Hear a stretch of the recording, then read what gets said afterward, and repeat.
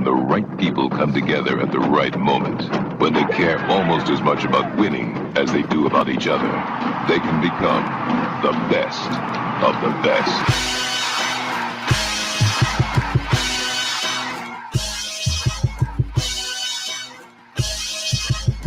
Welcome to the best soccer show, the best soccer show in the whole world. Here we go. It's the best soccer show. Jason Davis, Jared DuBois live, talking USA 4, Jamaica 1 on a Thursday. Not our usual time slot, but we're here because the U.S. men's national team dropped 4 on the Reggae Boys in Wiener Neustadt, Austria. I have no idea if I'm close on that. I just like saying Wiener Neustadt, Jared. How do you feel about Wiener Neustadt? I'm only here because America. Yes, right. Playing hurt still, right? I think I was on like the day-to-day until I just dropped this computer in the middle of setting it up, and in that process definitely did something to my back that makes me feel like I'm going back on the DL for a bit. All right, so your back was already a problem. Now you're on vacation in Joshua Tree. Mike wants to know if you're in a confessional right now. It does have that vibe. If that would make things right by God at this point and like perform a miracle on my back, I might do it. Yeah. What do you want to know? What do you want to know? What did I do to deserve this? Do you want me to start going through the things? You probably, yeah, you might. Do you have anything to atone for? I don't know how that. I mean, I can't dispense the things. I don't feel like it, but I'm sure there's some people in my life that could tell you one way or the other. But if you guys want to see, Nick's gonna be posting up there in a few minutes. I've taken a picture of what this janky setup in the middle of Joshua Tree on top of a mountain looks like. At some point during this computer will fall off the dresser it's perched upon, knock my beer over, and spill directly onto my microphone amp. I'm positive. Okay. Well, let's hope that doesn't happen, at least for the next hour. Coming up on the show, obviously we're here because the U.S. played today. We want to take your phone calls at 717-727-2378. We want to know what you thought of that performance today. 4-1 over Jamaica. You had a couple of goals from Sebastian Lletget there at the end of the match. Brendan Aronson gets on the board. Obviously, a good day out for a number of American players. And with the way Serginho Dest, I'm not trying to forget about him. I think we're probably going to spend a good 10 minutes talking about the nastiness that is Serginho Dest and what he brings to this team, Jared. I'm just glad that you did all this work, that you're playing through the pain after a victory as opposed to after a loss. And a pretty solid victory, too. I mean, lots to talk about. Yeah, I'm not gonna lie. That first 45 minutes, there were points where I was like, "Ooh, is this really what we've been waiting for?" Like, there was some times where I was getting impatient. I'll say that. Always knowing that this was not the first choice midfield, but the rest of the team pretty close to first choice, right? I said on Twitter earlier, I consider it like a veggie burger. The both the top and the bottom look right, but the middle of it looks weird. Well, there was definitely some choices that Berhalter had to make, because he didn't have Weston McKennie, didn't have Tyler Adams. But I think we got pretty close because we sketched this out last Sunday when we were looking at the roster, considering who was available, who had to go home. We said it was going to have to be Callan Acosta in that defensive midfield spot, right? And it was. And I don't think that he was I don't think he was great, but I think he did a very good job. Honestly, considering. I thought he was one of the better players on the day, to be honest with you. I really think he was one of the better players on the day. And I think a lot of people don't want to hear that, mainly because his club team starts with MLS. But I definitely think he was one of the better players on the day. I thought his ball winning in the midfield, he pushed the ball forward at times better than Musa after winning the ball. But I thought he did a lot of really good ball winning in the passing lanes. Yeah, so he was obviously a fill-in this spot, but maybe also one of the bonuses of this game, in addition to finding out Serginho Dest is just going to be a superstar for the U.S. men's national team until his career is over, finding out that Brendan Aronson can play in one of those wide forward spots, maybe not in place of Christian Pulisic, but in addition to Christian Pulisic, finding out that Josh Sargent, you know what, it's starting to click, Jared. Like, it looked pretty good for Josh Sargent. Now you also there's maybe have times where I thought he looked good. I don't know that he looked dangerous for himself that often, but I thought he looked good in the offense. I don't know that he was ever supposed to be the focal point of the offense, though. I think that the burden upon him is to find out how does he connect with players, and I think he answered some of those questions over the course of the day. I would like to see more minutes with Gio and Pulisic on either side of him. I was surprised that when Brendan Aronson came in, it was for Pulisic and to put him at that high third striker position instead of maybe bringing out Kellen DaCosta or Sebastian Lletget. But I understand with Pulisic playing on the weekend, the FA Cup, that was probably more the reason than anything else. But I would still like to get a look at Aronson in that midfield position at some point. I don't know that. So I'm taking my cues here and previewing the match and looking ahead and thinking about what this lineup might be.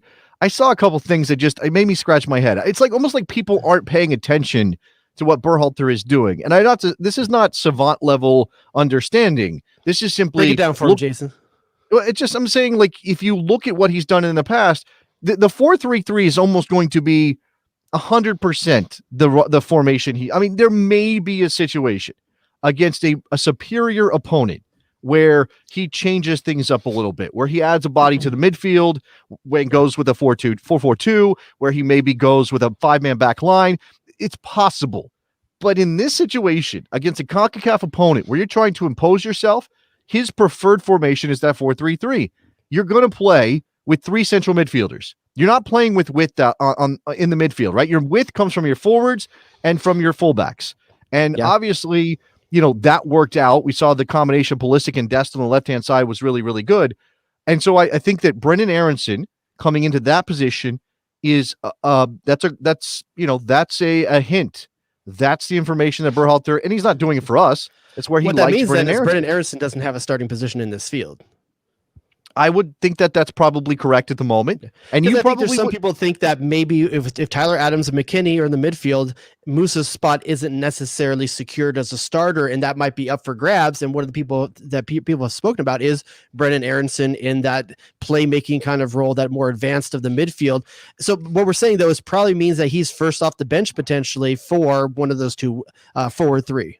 Well, I think the idea is that Brendan Aronson's contributions defensively, I'm not saying he doesn't have the ability to carry the ball the way that Musa does, because he certainly, and Costa, by the way, did a good job of that too, helping break pressure by driving through midfield and just leaving players behind him. But I think the idea is that Brendan Aronson's attacking abilities, making that you want him closer to goal, you want him close to the end line, you want him close to those combinations, whereas if you play him in midfield, and look, of course, Sebastian Lletget had that to do today, and it worked out where he got himself later in the game into the box, into those positions to score the goals. But when you think of Sebastian Lletget and you think of Brendan Aronson, that's not the same player, right, Jared? So again, no. McKennie is probably the more likely of the group to kind of be that true attacking threat. What Lletget was today. Then you have Musa next to him, and then you have Adams behind him. Yeah, I think that's probably a good shout. I think Sebastian Lletget, if we look at the stats, and I did not look up the stats ahead of time, but the last 1 year, maybe even 2 years, Sebastian Lletget's probably your top scoring person on this U.S. men's national team. Do you think there's anyone that has more goals than him? I believe he has 4 goals in the last 4 games for the national team. But, and he was one of the only guys playing for, like, the European guys couldn't come for a while. He was playing some other minutes, got some other games. Like, he's not going anywhere. He may not be in the starting lineup. I don't think anyone's going to say that he should be in the starting lineup, but get used to this player, that he's going to be a big part, especially when you say he will be part of starting lineups when we get into the depths of qualifying and guys can't play 2 to 3 games in a 10-day span or something like that. Like, he will get minutes. Get used to it. And I think what this game kind of showed is, at least with Lletget, while he is the best at nothing, he's not the worst at anything out there. He's serviceable at almost everything. And the main thing that Berhalter's having him do, hold, distribute the ball, be there, be an available square ball, be an available angle for a pass. He's really not going to be asked to do anything of that. And every once in a while, he crashes late and he gets a goal. One thing that you said something about the first half, and we do have a phone call we're going to get to. And later on in the program, Heath Pearson, former U.S. international, is going to be on the show to talk about his thoughts on this match. But you talked about that first half and maybe parts of it being, oh man, am I really doing this? I'm on vacation. Am I really watching this game? Is that what we're going to get? But you could see that they were feeling each other out. Obviously, they were feeling out Jamaica, but they were feeling each other out as well. And one thing that came out of the game, and if you paid attention, you saw it, but if not, you maybe caught Taylor Twellman talking about it or after the match on Twitter, is that Sebastian Lletget had a tendency to drift wide into that left channel and into spaces that Dest and Pulisic were working in. And both of those players had to kind of say, hey, go over there. Stay away from us. I'm going to go one step further than that. I think Dest had to tell Pulisic as well, get out of my area. Because I think Pulisic was in his area a lot of times too, where Dest's job is to be on that sideline and to do that overlap and to use him. And I thought Pulisic looked him off early way too many times and tried to take two guys on, cutting into the midfield. And it's like he didn't realize that maybe the best offensive option the U.S. has is behind him, not him. Well, I do think that we talked about on this show at one point with the question of whether or not Dest is a left back or a right back. And he says, I don't care. I go through mood changes. Like he's bipolar. Like he's not bipolar. That's the wrong word. I don't want to get into that area. He has a kind of swag that doesn't matter though. He's like, it doesn't matter. But I do believe we talked about if Serginho Dest, a naturally right-footed player who can play at left back, is playing in that position, and you have Christian Pulisic who likes those wide places, you can have Dest cutting in, you could have that underlap kind of action happening, and it was right there. It's why Dest scored the goal that he did today. You flip that over, or you have Anthony Robinson, who came into the game later, obviously with Brendan Aronson. What does Brendan Aronson want to do, Jared? When he's out, he's on that way. No, he wants to drift in, and that allows Anthony Robinson to have to have the flank, to have the sideline. That's kind of a change in approach. Now, there were points where Pulisic and Reina were flipping, so there's that as well. The interchanging of that front line is obviously possible. Let's go to the phone lines. Friend of the program, Jonathan Taylor Tannenwald on the show, Jared, to talk about this game. What's up, Jonathan Taylor Tannenwald? How are you?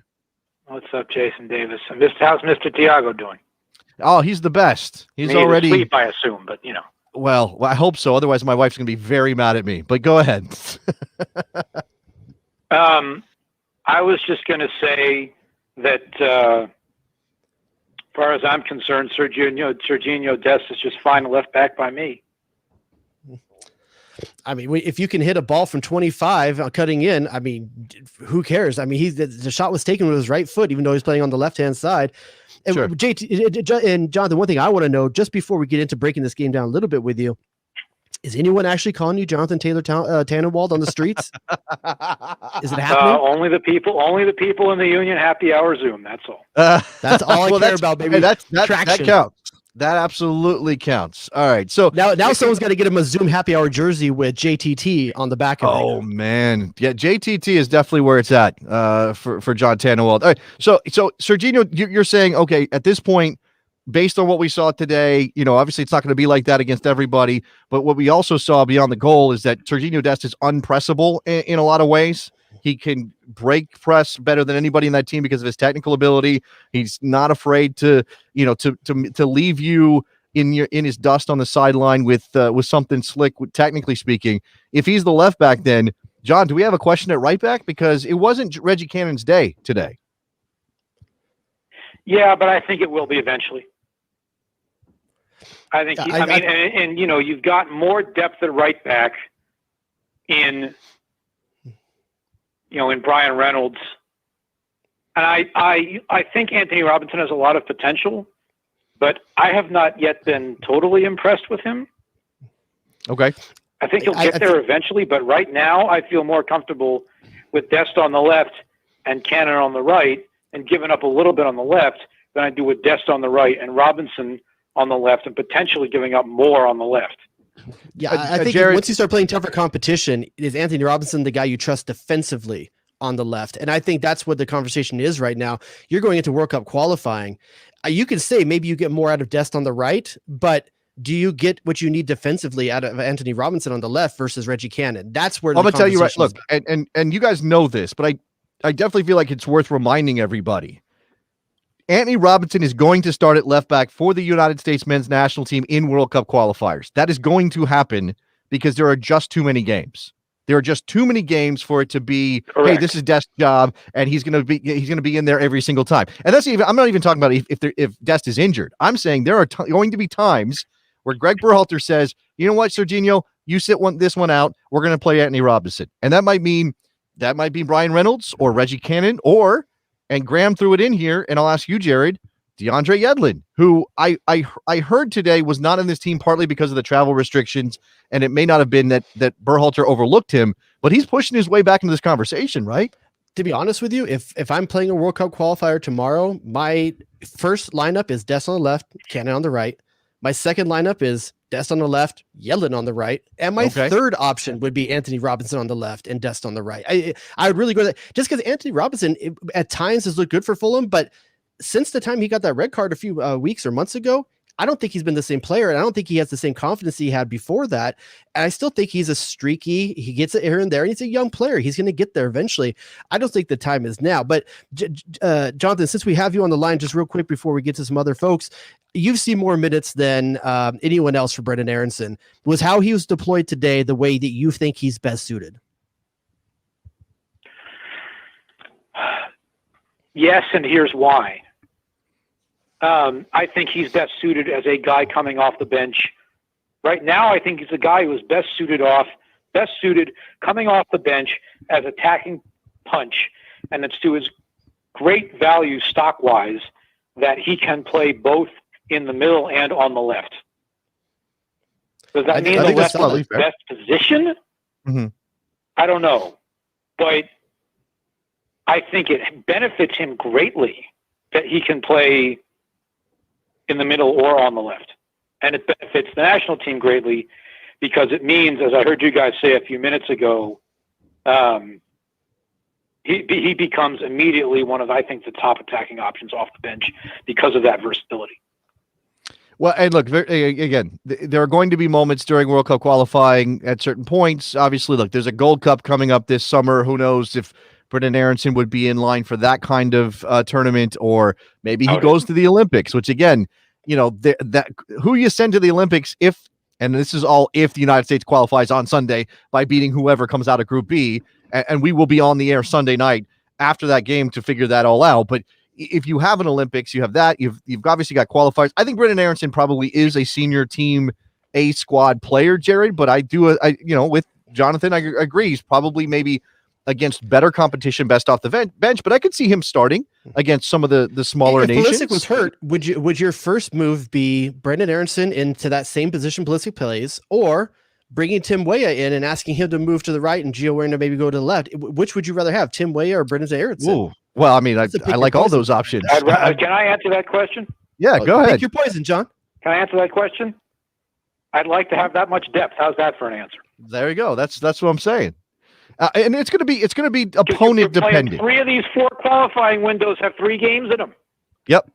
In a week or whatever it is. They're all going to play. They're all going to play. And this depth that is developing is, that's the takeaway. So you can talk about the individual performances. Sebastian Lletget scored 2 goals, and Yunus Musa looked very good and comfortable in midfield, and Josh Sargent did some good stuff off the ball, et cetera, et cetera. Serginho Dest is fantastic and maybe the best player we've got right now, just in terms of pure skill, pure ability. But really, you've got to look at the players that he got in off the bench. You got to look at the players who weren't here, who are going to be in the mix. Tim Weah is one of them, Jared. Obviously, Weston McKennie and Tyler Adams. I mean, even to say that those are starters kind of misses the point, because they are. If you're playing Mexico in the Azteca, you're starting Weston McKennie and Tyler Adams, but that doesn't mean they're going to start every single game in World Cup qualifying when, as JTT just said, the games come thick and fast. Yeah, I think. Well, and you're playing. Look, you look at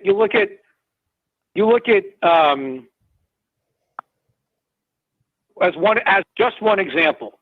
The November World Cup qualifying window is 2 games instead of 3, but the 2 games are Mexico home, and 4 days later, Jamaica and Kingston.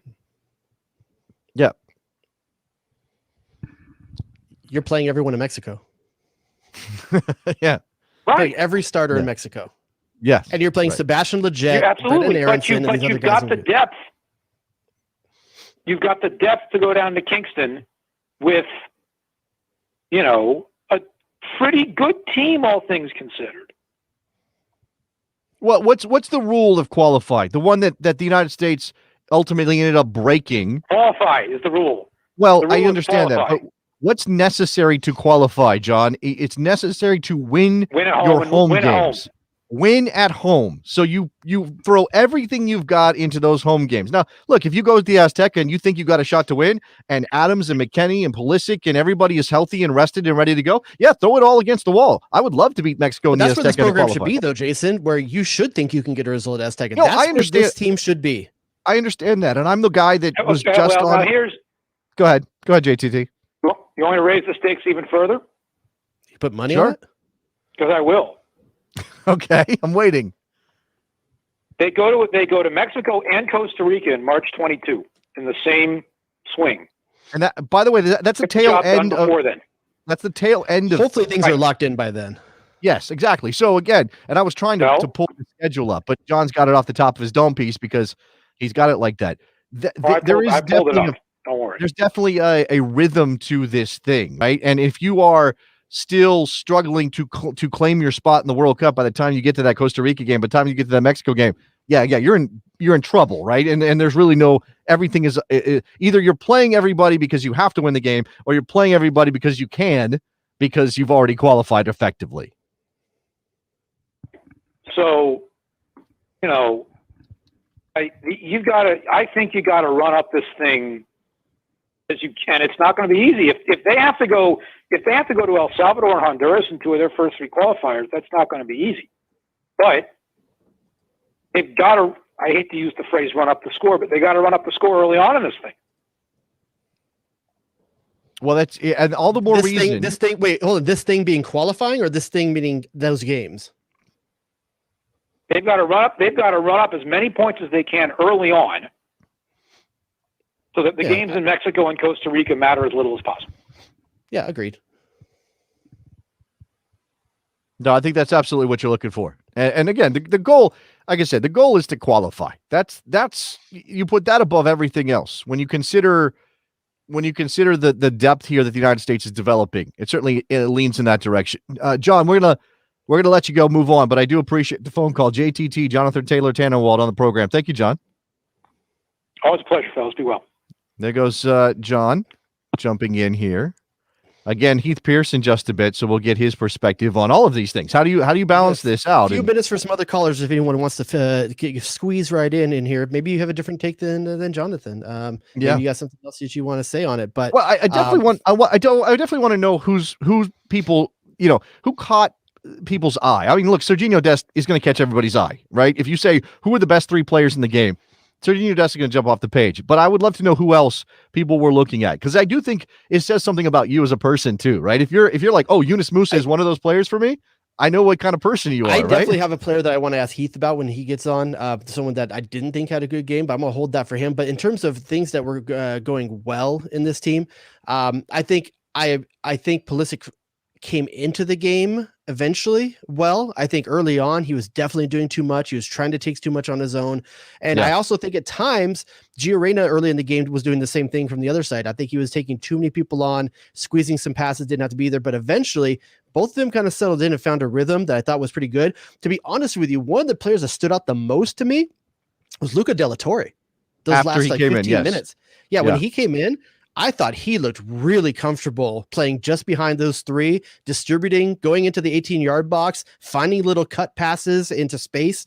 I was really impressed with him, and that's a player that wasn't even on my radar going into this camp. So I'm really happy we were able to see something from him. Giochini, didn't see much from him. He looked off the pace to me, wasn't reading the game well, but I definitely was impressed with De La Torre. Well, so coming back to Gio Reyna just briefly, I mean, again, the guy is incredibly talented. He does seem to not see the field the way you might want him to, considering his technical ability. What I mean by that is he can take the ball and do something magical with it, and maybe you're okay with that, but the trade-off is his teammates will be working around him to create space and open up opportunities, and he will just space.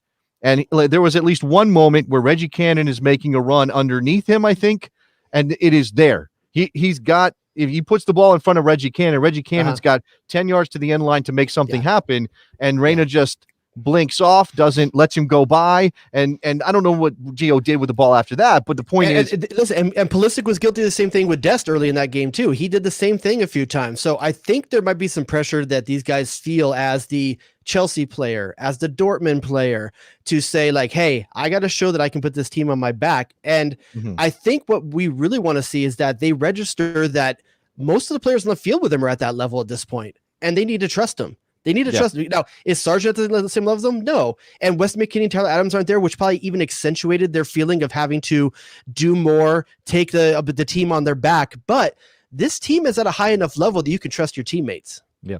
Got a couple of calls here we want to get in before Heath Pearson joins us. So let's go to Andrew from Hermosa Beach in California, jumping in, talk about the qualifying schedule for the United States. Andrew, what's up? Hey, big fans of you guys. First time, long time. I appreciate that, man. Yeah, you guys, I'm so glad you guys are back on the air. I wanted to ask about what you guys thought of, what are you guys thinking about Berhalter's system and how adaptable it will be to CONCACAF qualifying on the road? And especially some of these European-based players who are used to the really nice pitches and, used to this like well-organized system, and then they're going to get smacked in the mouth when you go to Honduras. Like, how do you think people are going to respond? Because the quality is definitely there. Yeah, Jared. What Andrew's saying is that we have it too good now in the U.S. Like our players have it too good. Where we were used to be like, hey, these guys play on turf half the time because they're in MLS and half the stadiums are on turf. Now we have it. It's a fair thing to ask. Like, we always use the tripe of Timothy Chandler, right? Sure. We always say Timothy Chandler couldn't hang down there. Maybe these guys are going to have the same issue, but right. You don't know how somebody responds to being punched in the mouth until they get punched in the mouth. So, I would love to say, Andrew, that I can predict how these guys are going to respond. I do think that, the thing that we all hung on to after the loss in Cuba was that the energy level dropped, that the commitment didn't seem to be there. I also think that, Bruce mismanaged that roster. He played the same team that he had just played against Panama a couple days before in that window. He had some older players in that mix, including Michael Bradley. He had some players who were just fatigued from whatever was going on. I hope, and I got to look at the schedule because it is about that. The United States opens up with one of those qualifying teams from the first round, which could be El Salvador, could be Canada, who knows, on the road. So it's possible they'll have one of those kind of games right off the bat. I hope that there is enough of an attitude, a swagger. What did I say, Jared? That what do we do in the United? You said it actually. What do we do in the United States? We do fast food and we do fat and swagger, right? That's what we do in the United States. I hope the fat they can leave that behind. Take the swagger down there and just take it. Like don't wait for the game to come to you. Don't have. Yeah. And I know we say this every single time. But maybe this generation feels differently because it definitely doesn't feel like they're likely to play scared, Jared. Does it? I don't think the U.S. will play scared, but I think that the U.S. may be starting to have the pedigree and the players that outside of Mexico, these other teams in CONCACAF might start fearing what's coming, the level of class that's coming to the field. Now they have to back it up. And if they falter out the first game of qualifying, no one's going to be scared of them after that. But if they come out and smack the first team in the mouth away, there's going to be something to be said for all these other teams coming up. You know what? You make an interesting point that maybe some of these teams, and I'm going to let you go, Andrew, because I got one more call I want to get to before we talk to Heath. Maybe some of these teams will see Barcelona, Juventus, RB Leipzig, Borussia Dortmund, Chelsea, and go, oh my God, like, can we actually play with these guys? Maybe that will be a psychological edge. I never thought about it that. I mean, I thought obviously the quality is there if you're playing for those clubs, but who knows? Let's go to Alex in Fresno who wants to talk about John Brooks, who has not got mentioned yet, not once on this show so far. Alex, where I was up? going to go with Heath. Hey, how's it going, gentlemen? Long-time listeners since probably the 2014 cycle. Damn. Nobody's talking about John Brooks today. Nobody. So I kind of want to know, what do you guys gauge? Is it because he had a quiet day, or just because because he had a quiet day, that means he had a good day? I'll be honest with you. That's the question that's the player I was going to ask Heath Pearson about, because as a defender, I'm definitely going to ask him this. But for me, John Brooks had one of the worst games I can remember for him. I think really. When you think of John Brooks, what separates him from other defenders and why he's good for this team and Berhalter's system? What is straight? His passing. And his passing was horrible today. It was horrible. I'm going to give you numbers twice. You could tell me, maybe you're right. Certainly you watched the game. I'm not saying that you're wrong completely, but he did make 52 accurate passes and have a pass rate of 87%, according to the stats. Do you buy any? I mean, does that change your perception at all if you hear those numbers? Okay. And where most passes for the center backs, where do they go? directly to the person next to them. Okay, so Sure. like a center back's passing percentage is always going to be very, very high. Well, I have But- numbers on this too. Hold on, I got numbers on this you're gonna too. give me numbers. Oh my, you know how I feel about numbers. He made 28 passes in his own half, which would be the sideways passes to Aaron Long, whoever, to a fullback. He made 24 passes in the opposition half. So he's a center back, and he made 24 passes in the Jamaica half. I think that's pretty progressive, pretty aggressive for a center back. Does it have the 2 that he passed out of bounds to nobody? Is that in your numbers?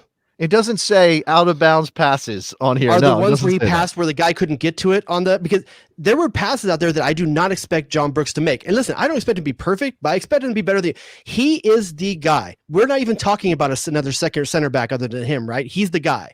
There's no chance anyone else. There's no chance he's not in the lineup if they play a meaningful game and he's healthy. Sure. So I expect better from a passing in terms of what I saw from him today. Well, I really think there were some look, bad passes in there that I think he were just mental mistakes by him. What I'm hearing, and look again, he probably wasn't perfect, and I don't recall him being perfect. I recall him being okay, pretty decent, defensively solid, the way that I expect John Brooks to play most of the time. But he obviously has an incredibly high bar.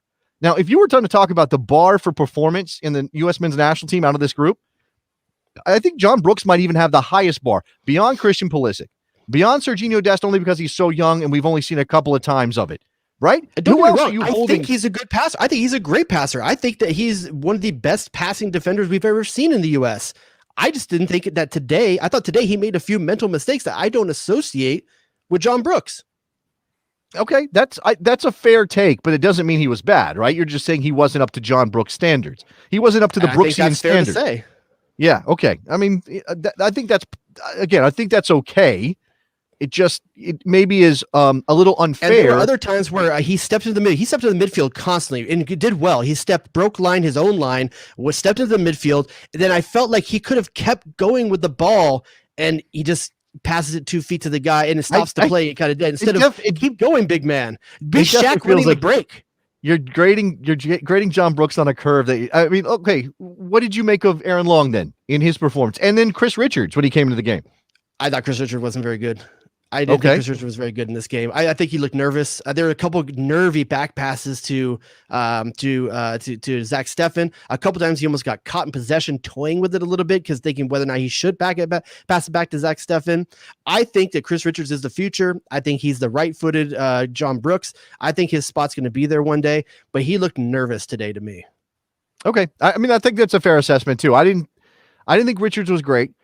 As for Aaron Long, it's not like Aaron Long, put his name down in ink on the team sheet with this performance against a Jamaican team that what was it? Where was and you're right to judge John Brooks or any center back in this situation on what they did with the ball, maybe even more than their defending, although you could certainly talk about that too, because Jamaica wasn't that much of a threat, right? They created a handful of chances the entire match, had a handful of shots at most. So you're not looking at that team and thinking, okay, that's a test for our center backs defensively and judge Aaron Long solely on what he did in that area. Like, for example, against Mexico for the US U23s, you're judging Mauricio Pineda and Henry Kessler, although Kessler did do fairly well bringing the ball upfield. Looked fantastic. You're judging Pineda and you're judging them as much on their defensive work as on what they did with the ball. Where in this case, it's I think you end up how do you grade him?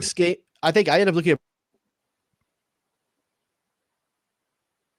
to see what he created from the back, and I thought at times it was lacking. Aaron Long, I don't think he creates enough, and I think but you're not looking for him to do as much. But the thing is, as soon as Chris Richards meets the bar that Berhalter has for a center back, he's going to be the guy because he does more with Long with the ball at his feet. But I think right now Aaron Long is still a better positioned defender than Chris Richards, but I don't think you get a lot out of him outside of that. Okay, I think that's probably right. I mean, I think in terms of what they give you in the air and athletically, maybe that's a wash. I don't know. I mean, I think one of the selling points for Aaron Long is that he is an excellent athlete, but he did at one point, there was a kind of a 50-50 situation where he actually got the benefit of a call that I'm not so sure really should have gone his way on a Jamaican attack. So if he's going to be prone to that, and look, the other thing is he's out of season. He's in preseason, right? I mean, do you have to consider that when you're talking about these guys who are in the middle of their campaigns? The reason that but he wasn't Brendan at Aronson, January camp, so he's closer to real form than some of the other MLS players. I mean, right, and Sebastian Lletget didn't look. All three of those MLS players were in that camp.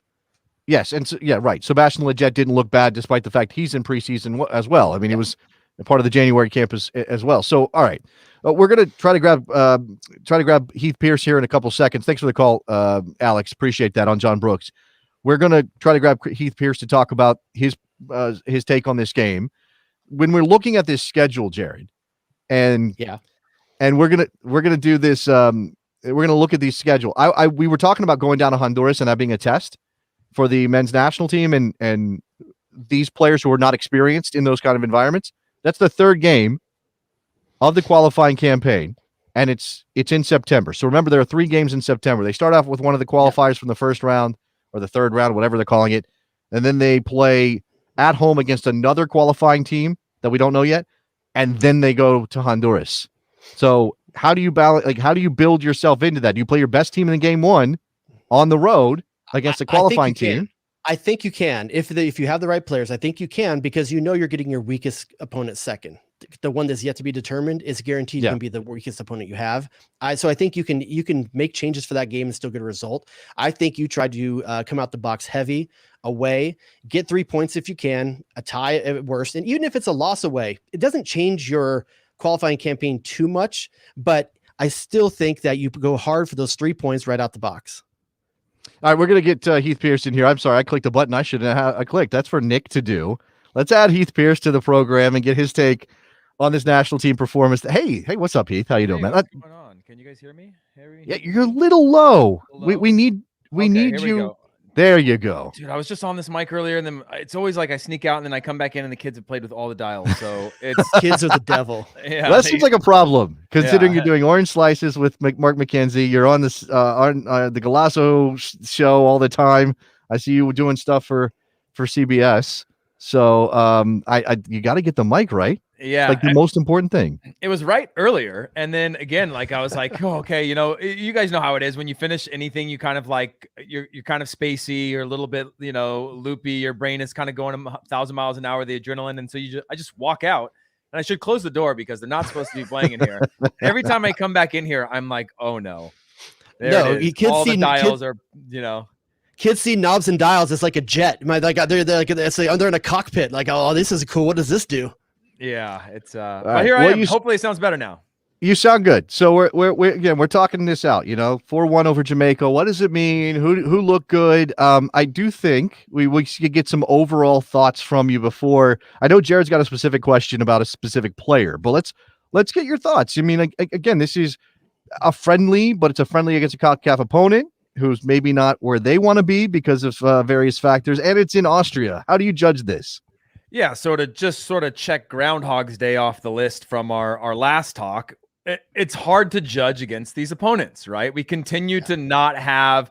I think this was a better opponent. I think we can judge more, but it's hard to judge Jamaica, who I think are probably going to be very good come qualifying if they get all the players that they want. But in this particular game, we see the star side of our players, but we don't necessarily see the struggle or see the adjustments they have to make in real time. But overall, I thought it was a really positive experience. I think, they started a bit slow, like most internationals, right? I don't think we're ever going to settle into anything where we dominate from the first minute and the teams drop back and bunker in against the U.S. We haven't earned that kind of respect yet. So there's always those like tense moments where there's some early turnovers. Everyone's trying to settle in like you have in any sort of international game. But I thought that there was more creativity than we've seen. I think one of the things before we go to any sort of questions that you guys have or any more detail, it was interesting to see from the very start, Pulisic go back to Pulisic 1.0 for the national team, which was this idea that when he gets the ball, he has to be the creator, right? Mm-hmm. But if you look at the quality we have around now, previously, last qualifying campaign, everyone got the ball. Fans and the players said, get the ball to Pulisic. You would see this laser on him from all angles, like a heat map of like, we need to get it to him because he's our best chance. Now he wasn't the first option. You have enough quality around him that we're starting to see the run dictate the pass, or the flow dictate where the ball needs to go, instead of being like, let's get the ball forward in a way so we can get it over to where Pulisic slightly is and then hope that he solves the problem. Yeah, it was like, at 1.0 it was like LeBron James in Cleveland. It was like, okay, get him the ball and let him carry the team, and we'll see if we're in it at the end of the game. And I think the point you're making is that the new style of the US is that there isn't that guy anymore. It's the team is that guy. But within that, is Pulisic the most dangerous player on the US anymore? Or is Serginho Dest now the most dangerous offensive personnel in the team? Before Heath answers that, I mean, I understand what you're saying, but how can you premise that question that way when Serginho's touches are going to be completely different than what Christian Pulisic is going to? I mean, I'm saying it doesn't mean he's not I mean, that's like Roberto Carlos was one of the most dangerous players on most teams he played on. He was playing from the fullback position. Fair. Okay, Heath, go ahead. Do you think that might be true? No, I think skill-wise, he's probably the most skillful on the team, but dangerous is hard because when you get into qualifying, his first job when you go to Central America is going to be to defend. And if you've seen him in most defensive scenarios where he's isolated one-on-one, he's not great. He's young. He's not forced to. That's why a move to a Barcelona is a best case scenario for someone like him, because he's always on the ball. His starting position is high and wide. He's now playing in a wingback system, which is even better for him because he's got the legs to go up and back. But more often than not, his job is going to be to score more goals than the other team and contribute to that. Within the national team of qualifying, it requires a little bit more than that. Now, you watch him on the ball and it's disgusting, right? He's just doing things. He's playing futsal. He reminds me when I played against Carlos Tevez when he was like 15 or 16, and he always had his foot on top of the ball like a futsal game. And I was just like, this is completely unrealistic. What is this guy going to do?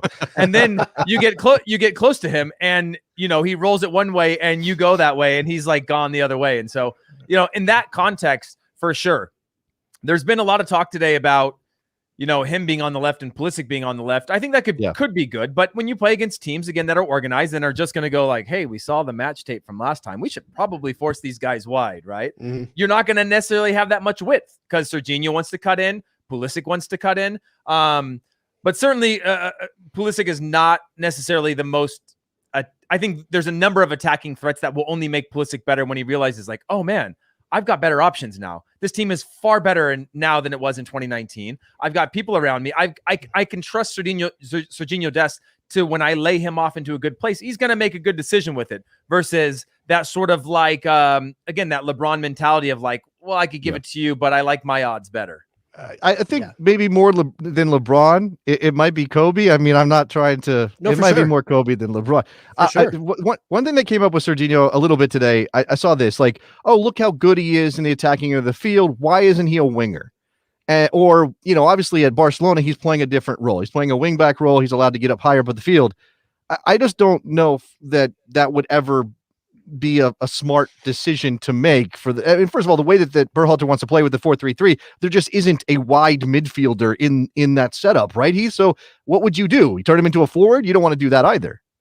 Yeah, I don't think you can. You have to run your risks there, right? That's where you're going to have Tyler Adams. You're going to have your Weston McKennie or Yunus Musa, who are willing to say, okay, if he's going to be up on the midfield line or the striker line, you're going to take those chances, because he does, like, so often everybody wants to be, we see Brian Reynolds, who's a good attacking player, but they don't have that final. Dani Alves didn't have the final product for a while, right? And you risk this guy who's just another attacker, not a great defender. Eventually, Dani Alves was world-class, but in his early days, he was just bombing forward and leaving these giant holes behind him.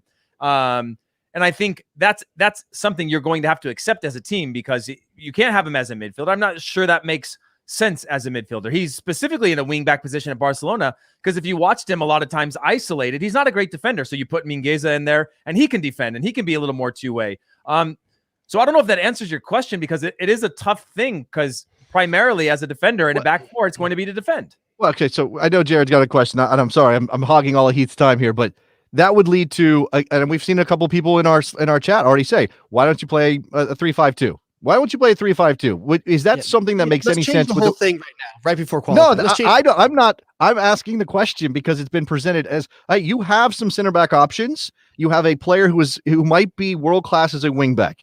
You obviously have some other pieces you got to get on the field. Can that work? Yeah, I think there needs to be a little bit of the. I'm not saying destroy the current 4-3-3 system, but if you roll like it is a 3-5-2 or a 4-3-3 are all player-based systems. If you want to play possession as Greg Berhalter, you look at the Olympic team. They tried to play the same system and they struggled to play. The center back struggled to play out. You need to have skillful players that can do that. Now, do I think Serginho Dest can perfectly do well in a back four? Sure, but would he be better again in a 3-5-2 where you have that sort of six already sitting deep enough to cover in the three back line? For sure, because you can start to take more risks. There were times that you see, and we've seen it in the past on some of these possession-based teams that play with three in the back. Those five wides are passing to each other sometimes. They're wingbacks playing to each other, and that is a risk system. But if you have three that are disciplined, you have a six that can sit in front, I think that could be really skillful. And I think we're starting to see, again, another level of depth at the center back position that it might entertain a Chris Richards being the third in a back three, or Mark McKenzie when he's in, having three in the back versus four with two center backs. Yeah. That you mentioned the U23s when you're talking right there, and I want to talk to you about one statement that they made on the broadcast today, where Berhalter said, "Hey, if these players get released by their clubs for the Olympics, we're going to let them go." Do you think he just thinks he has enough cover that the Dortmunds, the Chelseas, the Barcelonas are not going to say, okay, that he can make that statement and not have to worry about it coming to fruition? Or do you think he's serious? And if Barcelona says, sure, he's really going to send Serginho Dest to the Olympics instead of some of these other competitions? Yeah, I think he knows that all those teams are going to call their guys, right? Maybe you get Pulisic if he is not in that first group and he makes a little bit of a fuss and wants to do it from a life experience standpoint, the same way that Neymar did. Maybe you get a Chris Richards because he goes back to Bayern and maybe he's not in the plans to be a starter right away. I think that you can work around the peripheral of that without, I don't think you're going to get Gio Reyna. I don't think. Oh, maybe you will. I guess I'm starting to answer your question as you say this. That might come to fruition where they go, all right, yeah, that makes sense. He's not starting here right now, and it'd probably be best for him to get minutes in the Olympics and valuable experience. And so that could come to backfire. But I think the assumption has always been the reason why like Mexico is playing with their almost A team is because they have a good reputation with, most of them are domestic. The domestic league has a good reputation with, or a good relationship with the federation, and therefore they understand the importance of the Olympics for that team. Versus now most of our players are abroad. It's a more difficult one. I have an Olympic story for you guys when you get a chance to. Yeah. One thing before you say that, but the thing about Mexico too is that 80% of their starters for their senior team aren't U23 players either. Like that's a whole different problem that we have that they don't in making these decisions about the Olympics. Oh yeah, we are C, maybe D team there right now. Yeah. I mean, if you took all the players that didn't get released, you take the players that are injured, you take the first team being 95% eligible outside of Leggett and Zach Steffen, maybe. Brooks. Yeah, like it's pretty incredible. And it's a huge problem, right? Because we went from being like, where are all the players, to being like, we have all the players, and then having too many competitions and being like, well, when we said players, we wanted 50 top level players, not 15. That was a year ago. Yeah, that's true. That 2 years ago, whatever that was. Yeah. Before the pandemic, we were worried. We were worried before the pandemic, and then Christian Pulisic hits, Gio hits, Dest declares for the U.S. All these things have been only like one calendar from when we were worried about all of it. Yeah, it's we skipped a step, We did. We skipped some stuff. We did a warp in Super Mario Brothers. We went down the pipe and we came out like 8 levels later. And they're like, we don't know how to play this level. It's really hard. What do we do? Can we do this? Is this the thing we can handle? Exactly, right? Like when you think about traditional development, you see the golden generations coming, right? You're like, Mexico won the Olympics in 2012, or you see, with that group of players of Gio dos Santos, even though I think he was the oldest one, but like an older player, but like Carlos Vela, all those guys. And then you look at, again, the Germanys, the Belgiums, the Hollands, you're like, oh, they won a U17. Then they were a U20 team. And they're like, wow, no, everyone sees them coming from a mile away of saying like, here it comes. And then we were like, oh yeah, we're just going to do it in a pandemic. And so there's not going to be a U17 or 20s. And, we're probably going to have to skip the Olympics because there's other things more important and everything's condensed. And like, it's hard to measure that success, right? Because we're greedy Americans in sports, right? We want to win. We want everything. Take it all. Yeah. So I would love to hear the story. Whatever the you got an Olympic story for us? Yeah, it's sort of it's an Olympic lead up story. So I was playing in Hansa Rostock at the time, and I got a call from Peter Novak, who tells me, "Hey man, like you're going to be one of my 3 overage players." At this point, I'm stoked, right? Like I'm like, why has this guy selected me as a defender to be one of his 3 overage players? So I absolutely, on the topic that we're talking about, raise hell with my club, right? They're like, no, you're not going to the Olympics. Like, why would you think that that's okay? You're older. Like, no, like it's, Europe doesn't care about the Olympics unless you're in a track and field event, right? They're not, and so I raised this giant fuss, and finally they're like kind of bending and whatever. And Peter Novak's like, yeah, we're going to get you sorted and we'll call you back and whatever. And like, he never called me again. He literally, he didn't even say I wasn't going. I just found out that he ended up bringing Parkhurst. It was Parkhurst. Guzan was an overage player, even though he was only 24 or something like that. And McBride. And McBride was the striker on that team. Yeah. Yeah. And I was the same. I was the same age as Guzan, where like I was pretty much like the Olympic dream was dead to me the way that it works, right? Because the last one I was 18 or 19. I was like, okay, I was in college. Timing was bad. Yeah. Didn't work for both. It didn't work for both parties, at that point. How much crap did you get from your team? Oh, dude, I was punished for it. And then when I didn't go, I was punished for it again. And it was one of these stories where I was like, I'm going to be an Olympian. I was thinking about the tattoo, where it was going to go, the rings and all those things, I pretty much burned the bridge with the club, figured I was going to probably have to leave at this point. Cause how do you explain the importance of Olympics to somebody who like, if you grew up and, I grew up only wanting to do 2 things, play in the Olympics and play for the national team and World Cup. Like, as an extension, I didn't grow up wanting to play for Barcelona or AC Milan or Real Madrid because I didn't know anything about those. Right? I knew that in the yellow pages, and I'm not that old, but in the yellow pages there was a thing when I lived in Portland that said Olympic Development Program, and I used to call that number and ask, "How do you get to the Olympics?" And so this was a huge dream for me. I would sign my yearbooks in 8th grade, USMNT or US, pre acronym, but like I'd write the whole thing out, or US Olympian. Like I would write these things in yearbooks. And so when this happened, like imagine it all coming to fruition. Like, wow, this guy's called me out of the blue. I'm going to the Olympics. It's going to be the most amazing thing ever. And then he didn't even call me again. He didn't even say, hey, we've gone a different direction. We've gone with Parkhurst. It was literally, that was the end. That seems like the most Peter Novak thing ever, by the way. Well, I was going to say, you're definitely the only person that's ever been screwed by Peter Novak. He's absolutely the only one in American soccer that's ever had Peter Novak hit him on the. Okay, I don't want to get too deep in all this stuff. I know I'm going to steal your question here, Jared, because I know you want to get to it. But we were talking about John Brooks. One of our callers brought him up, and he gets left to the side because it's about Serginho Dest. It's about Leget's 2 goals. Brendan Aronson makes a difference. Yunus Musa in the midfield.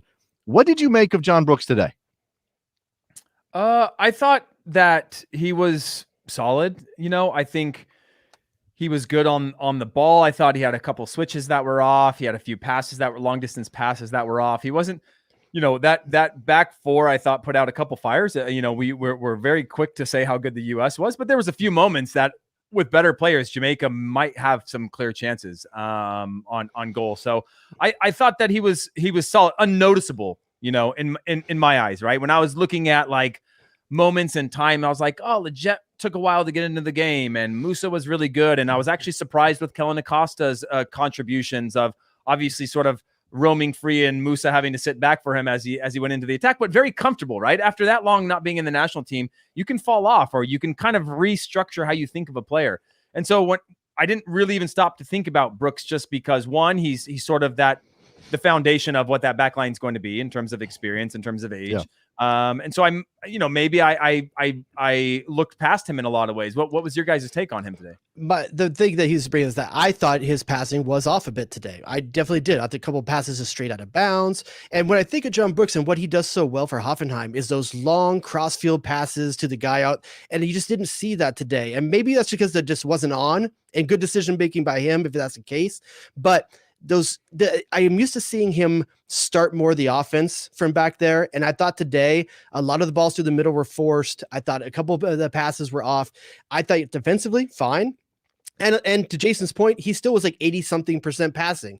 Cool. But I just did think that some of the things you rely on only John Brooks to do, And because Aaron Long's not really as capable of doing it, it falls on him in this lineup to create more of the offense from that back line. And I just didn't think it was quite what I'm used to seeing with him at Hoffenheim. But it's not the same team either. Wolfsburg. Yeah, Yeah, I'm sorry, I said it twice. I don't know why I said that. before you get your mailbox Chris blown Richards up is by at a fan. Yeah. But to Heath's point, we can kind of still take John Brooks for granted. I know what you're saying, Jared, but and that's what I told Jared, Heath, is that the bar is so high for John Brooks that you're grading him against the best he can do. Whereas some of these players, you're like, oh, he had one good moment. What a great day for that guy, right? But the thing is that we are seeing those expectations sort of raise across the field, though, which is definitely a new phenomenon for us in more than just one or two spots. Yeah, I was doing a hit earlier about this game and was sort of put on the spot similarly, where they said, well, tell me where you're worried or where you need to where we're concerned about the national team, or what do you take, what are the negatives you take from this, right? And I was like, man, it's a really hard question, because again, this bar is being set so high that I don't want people to forget that Sergiño Dest can't defend yet. Like, I want people to know that he didn't step out the few times that he had.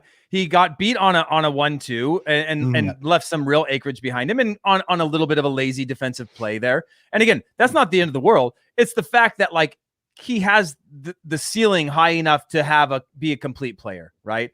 And so I don't want to get caught in, as you were saying, Jason, about like, oh, we see one thing, Sergiño Dest does the step over and then does the flick, and we all go, here we go. I want it to be like, let's be a little bit more kind of thorough in our analysis. Yeah, but that's what we do on this show, though. Like, we drop in sound effects when guys, they do.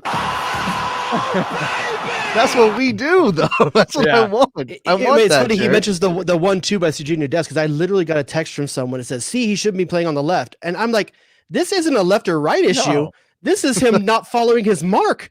You do the same thing if he was on the right. This is absolutely true. They said something on the broadcast about the left, I think it was, and him being on the left, or this is the potential downside. I was like, the field is the same. Like, his eyes go both directions. It's not like his body is unable to go from the other side. Like, he's a kid. Well, he's capable of adjusting. But naturally, you have a natural side. But defensively, those are the tactical things that you learn along the way of, like, hey, if you're going to get wall passed, and the Mexicans are the best at doing this. Anytime you've ever seen them play both Liga MX at the highest level, they learn at the youth level, like, get in someone's lane, knock them over, put an elbow to their chest, and they're not going around you. I promise you. You might get a foul, you might get a yell along the way, but you're not allowing them to expose you from behind. And when you play against good teams that know that, okay, I can draw you in because you're going to overcommit and bomb and behind you. Like, that's something that he's going to have to improve, whether it's the left side or the right. You've heard it many times, Heath. The man or the ball, but not both. One of them gets by you. So this kind of brings to mind the complexity, right? We are our lineup watchers. We go nuts. Our guy's not there. Where's that guy I want to see? Why is Berhalter or whoever's the coach not playing the guy I want, the up and coming player? Why is Matthew Hoppe not starting for the national team? Stuff like that. And it kind of just that conversation, that point brings to mind that, if Sergiño Dest is going to play a certain way and you're making a trade-off, right? You recognize defensively, he's going to leave space in behind. As you already said, Heath, if the guy, whoever is in that midfield understands that Sergiño Dest is going to do those things and you plan for it, and Berhalter he accounts for that, right? We know Sergiño Dest can do something magical in the attack again. He's going to leave us exposed occasionally. We need to cover for that. Every piece has to complement the other piece, right? It can't just be the 11 best guys you got. Yeah, that's the thing. Is it's a system based. It's player based systems, right? If you don't have it, you can't play with it. You can't be possession based if you don't have people that are comfortable on the ball. I go back to a moment of my career that was a realization for me. I had the best seat in the house in Copa America, right? Until the last game where I was forced to play. I had the best seat in the house, front row seats down in Venezuela. And Justin Mapp, who's one of the best one-on-one dribblers I've ever seen in my entire life at any level, at any club. Yeah. He's playing against Zanetti.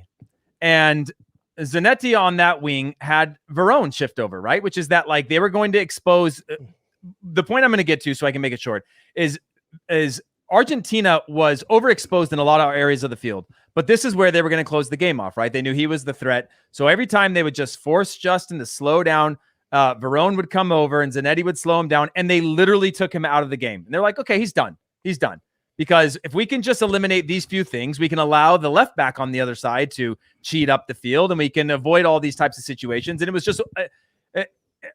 just a realization to me of just like how a team system can work, where it doesn't have to be we're 4 and then they're 4 and then they're 2 and we all do this together, but more of like in the coaching badges they say formation and system of play, right? So your system of play would be how you build up out of the back. So maybe you play in a 4-3-3, but when you build up out of the back, you're a 3-5-2, right? You drop a center back in, and you effectively are your system of play, and your defensive third is a 3-5-2. You move into the middle third, and it shifts it back into being maybe a whatever it is, right? And that ever flowing in player IQ and intelligence requires players that can play at a high level, acceptance of the system, and then that trust within the system that, like, if Serginho Dest is gone, where is the cover, right?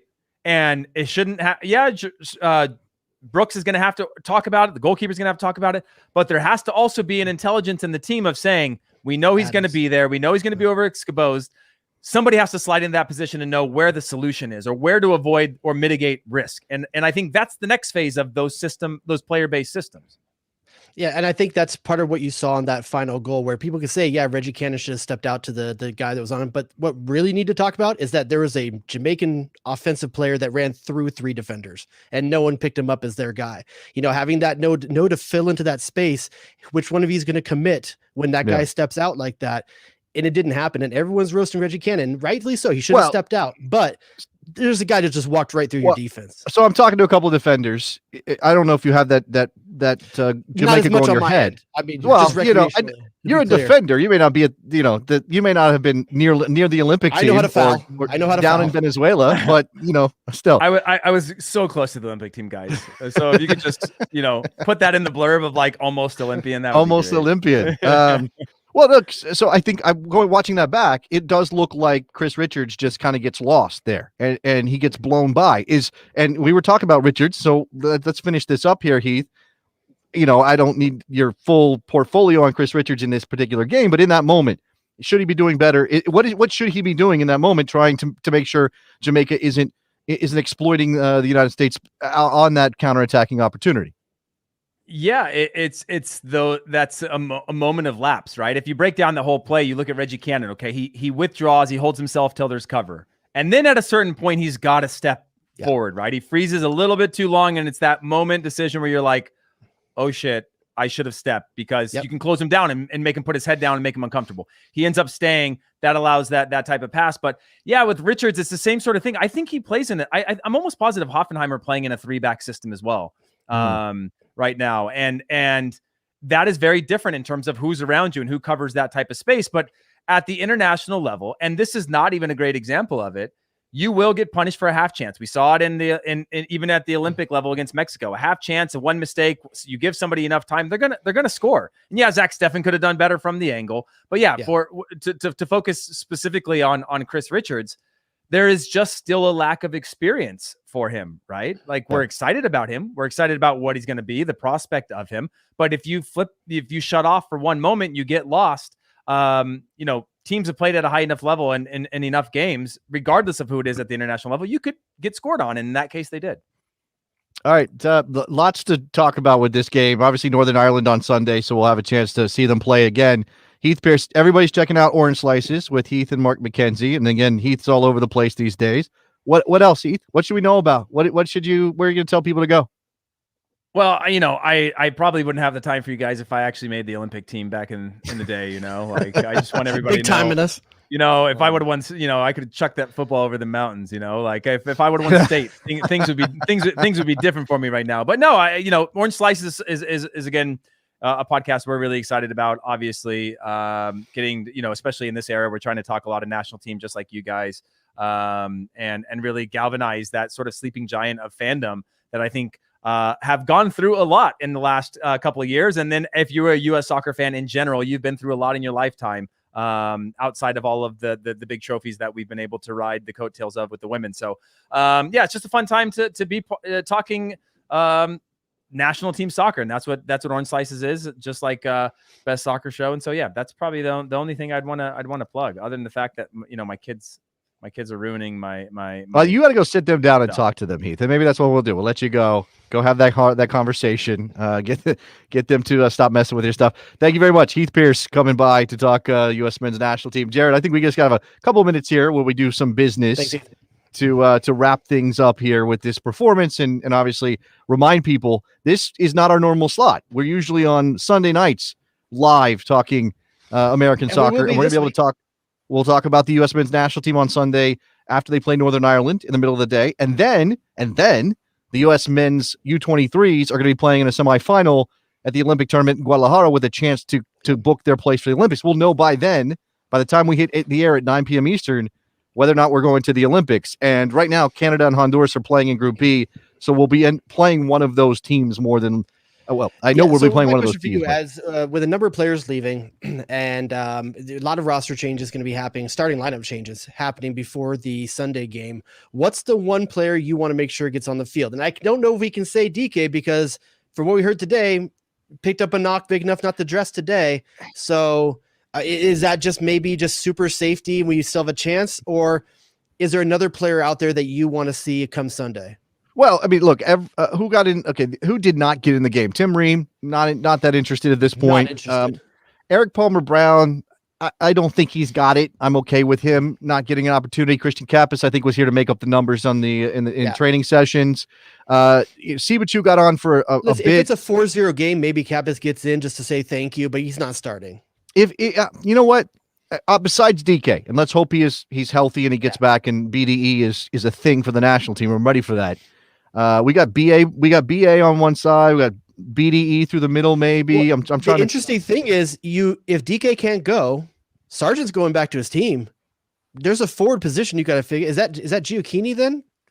Is it Sibachu? Like who's in that position? It could be one of those. I mean, either one of those guys, Sibachu or Giacchini or center forwards. Otis Sowie another player who didn't dress today. I don't know why. Don't know what that was about. They dressed 23, not 26. So, I like going Otis Sowie. I'm not sure that I want him necessarily to get a bunch of minutes against Northern Ireland, considering the limited time you have before things get real. And you do have the Nations League coming up in June. If you and Berhalter's going to treat that seriously.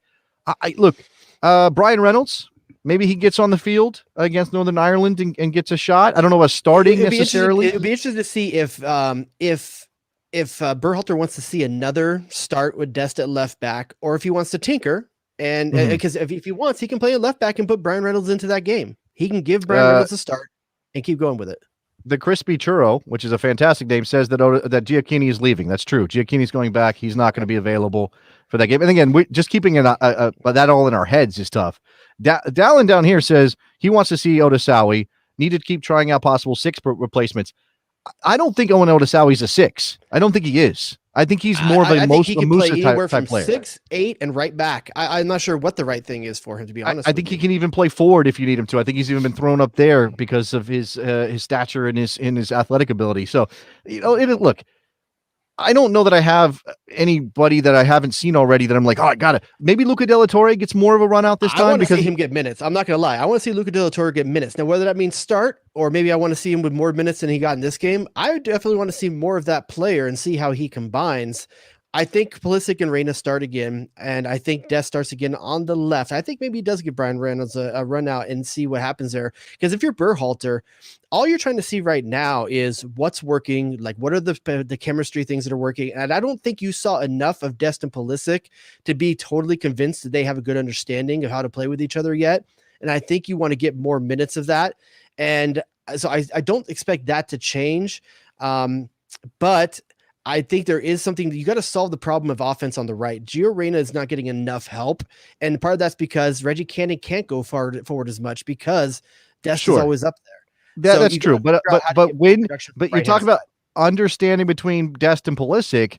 Again, I'll come back to this. There were moments when Cannon was making the right run and Reyna was not getting him the ball. So there is an understanding thing that needs to happen there as well. All right. So Sunday, U.S. men against Northern Ireland, U23s against one of these teams, Honduras or Canada, for a chance to go to the Olympics. We're back on the air at 9 p.m. Eastern time. Let's do some business. I don't know that we have any. Nicky Soup and Sausage hasn't been on the show yet. I feel like we just got to get him on the show today. I wouldn't be caught dead in a sweater That's vest. not his drop. I wouldn't be caught dead in a sweater Again, vest. not his drop. What am I doing? That's more me when I wear a cardigan. There it is. Sausage King of Chicago or wherever you're from. Toledo. Yeah. What do you have anything to add to the program today? I'm a little disappointed. Why? I'm the only one wearing my red, white, and blue on a U.S. men's national team friendly day. I'm on a reduced wardrobe. I mean, I'm literally looks like I'm broadcasting from a box or a hostage situation. Like it does I kind of had look Neil like Diamond that. with me, but that was Yeah. it. There's Yeah. red and blue and white Look, in here I somewhere. considered it. I did. I have the boring polo one with the stripes and then or the blue pinstripes, and then I have the bomb pop, and I was like, not feeling either one of those at the moment. You guys have never I'm been sorry. to Joshua Tree, but if you get too American out here, they're going to confuse me to something I'm not. Like there's a lot of over Americanness going over here. Oh, like a truck with a gun rack kind of stuff happening out there. Kind Okay, of stuff. I also do. I forgot about this. I have a Waldo, but my Waldo requires me to drop at least 15 more pounds before it's going to look good. So the wife was very ambitious with the Waldo sizing because she bought authentic, and I don't think she really understood what that meant. So She just wants you to have the real thing. That's nice of her. No, sure. Sure. I got to get a name and a number on the back of that one. I got a story. Tiago 0.5. I'm not going to. I'm not trying to call anybody out. This is a funny story. I'm very appreciative of what happened here. So obviously Tiago is 2 months old. Just turned 2 months old, and I'm looking for for a club for Tiago to become kind of a part of and maybe connect Because with. you never did. Well, that's what I want. A better life for my son, Jared. What are you talking about here? That's what every parent's dream is. So I have this beautiful. Look at this thing. This is a beautiful San Diego Loyal. By the way, San the Diego Stone Loyal. Devil logo they have on their jersey is so good. And it's got Black Lives Matter on the back, and it says 21. And can you see this? Can you see that silver writing right there? Yes. Do you know what that says, Jared? Can you guess what that says right there? What do you think that says? Pretty sure it says, does that say Landon Donovan? It says Landon Donovan right there, signed by Landon Donovan. One Landon, you don't know who that guy is? Landon Donovan. It's interesting that once again you get all the free stuff, and you had to have a kid to get it this time. I mean, I got two of them. I didn't get anything, but then you get. I leveraged. We've settled that I can support non-MLS teams, right? Especially ones that from a Galaxy legend. I do leverage the radio show a little bit. You know, a radio show, right? You're aware of that. Okay, that's also why I have this too. The drip kit from Forward Madison, which I'm wearing now. But there's a little bit of a problem here. Can you see that? No. Can you see Oh no. Oh man. For anybody listening who's not seeing this, they misspelled Tiago's name. It says THAIGO. Part of that's on you, dude. You went with a foreign language. Oh yeah, my fault for naming my kid something exotic. Yeah, you stick to the Bible, no one gets it wrong. Yeah, Jared's in the Bible. What are you talking about? I think it is actually Old Testament. I think it is. All right. You got to frame that though. Any? I don't know if we pulled this tonight. We usually do it on Sundays. Mr. You want a review? I got a good one. Salad. Do we have a review? Yeah. Do it. This is from Jay Riddle. He says he starts it with unfortunately entertaining. Yo, I know Jay Riddle. Okay, I know who that is. I got to come after Jay Riddle now. Go ahead. Read the rest of it. For us that chose not to renew our free Sirius XM, Jason has a radio show. If you didn't know, this is a fantastic way to listen to one of America's best football pundit talk about mostly soccer. 68.3.2%. He's talking about me, right? New to the Besties, Rhodius is a great counterbalance to Jason. He also talks about obscure punk bands. That's meaning cool, entertaining. Overall, it's a fantastic detour through the world of American soccer with two funny people and some Cincy guy who likes what I can only describe as spaghetti heresy. Thanks, Jay. Oh, okay. It's funny. You don't actually like it that much. The skyline, right? I love I thought you Skyline. weren't really a big guy of it. I think it was just you just embraced it. I grew up on it. I worked there. I would eat it every day. He swears by it. He does. He absolutely swears by it. Love it. So enjoy your garbage plate. Well, thanks to Jay Riddle for the review. Garbage plate. Isn't that that's a New York thing, like a Western New York thing? The garbage plate. Did you know that? Right. I don't know. That's right. Yeah, I think I remember having this discussion. We probably did. We talked. We probably on a talked Bestie Zoom many months ago. Yeah. All right. Let me take this opportunity to tell you to go give us a rating and a review, and it helps. And then we read them on the air, and then we add on to whatever you've brought to the table. We We read also the right ones on the air. we read the right ones, even the ones that don't make sense. Sometimes they're almost like word salad situations. I like those too. Just throw a bunch of stuff up there. Same bat place, same bat time, same bat channel on Sunday. Can Absolutely, do I just show? that. Can I just show the dedication that our own Jay Rodius went through tonight to get on the show? Are you going to show an MRI of my back? No, not going to do that. But just take a look. I mean, look at this setup right here. This is spectacular. I don't know what's behind the computer there, but you had to move a dresser. You brought your gear. The interesting thing about this, the dresser I moved, I'm too lazy to actually put my clothes into. So those are all my clothes. My wife has used the dresser. I just picked from the top. I think it's a special kind of person who puts clothes in a dresser on vacation. That's not your dresser. I agree, but I'm here for a week, so I really should have done it. Okay. I understand it's the efficient thing to do. It's the smart thing to do. It keeps the clothes from piling up all over the room. I just always feel weird about it. Like, I'm in this hotel room for 5 days. I'm really going to shove my clothes into I don't know what's in there. I don't know what people could have had sex in there. I don't know that. I don't know if they have. Hey, by the way, the Old Dad FC thing's happening in the chat here. You want to say anything about that? Well, okay. So Andrew says Old Dad FC better have a good relationship with the MRI doctors. Well, you know what? We do probably need to get a sponsor. Some orthopedic. That's a potential tag for the club. My back hurts. All right. So since it's been brought up, I will update everyone, and we talk about this Sunday too. We are in the design process right now on Old Dad FC. We have some mock-ups, and I have shared them now with all of the besties. Everyone who signed up for the Patreon can find I did it today. I want to get opinions because we now have 2 color palettes working, and we're in a debate over the motto, the club motto. There's a couple of options out there that we're talking about. I think they've all come up on the show, right? Take out the trash, go ask your mother because I said so. Those are the leading candidates right now. There's a poll up. If you want to be part of the design process, or maybe even get your hands on an actual Old Dad FC jersey when it drops, and it's going to be the hottest jersey of the year. You know that. Go to patreon.com/thebestsoccershow. You can get access to the Slack. You can get bonus episodes. You get the video version of the bonus show, which always includes Jared eating, which is maybe the highlight. Nikki Soup and Sausage turns sushi and/or Chipotle. That's your spot. Nikki Soup and Sausage turns bright red at least one time every episode, like bright red. I mean, you guys just crack me up, man. Lights up the room. It's the best. I'm a very red person, and even I'm stunned by this redness. All right. I think that's it. What a show. What a program we did tonight. Anything else? Thank you, Jared, for making the... I gotta go before I have to start developing film in this room. It's going to look like that right now. Okay. All right. That's going to do it for us on this particular special episode. We'll see you guys Sunday night, 9 p.m. Eastern time on the same place, YouTube channel. Make sure you subscribe to the YouTube channel so it tells you when we're coming on. We'll Click talk to you then. that bell, Bye. as they say.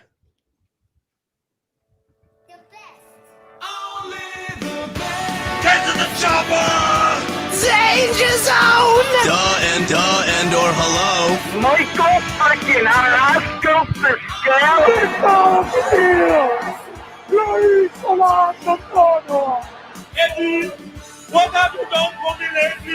You shut your mouth when you're talking to me. Someone seems to think you have talent. But unfortunately, this is Los Angeles. I need more than talent. I need stars. Enjoy. Damn, dog. Inappropriate.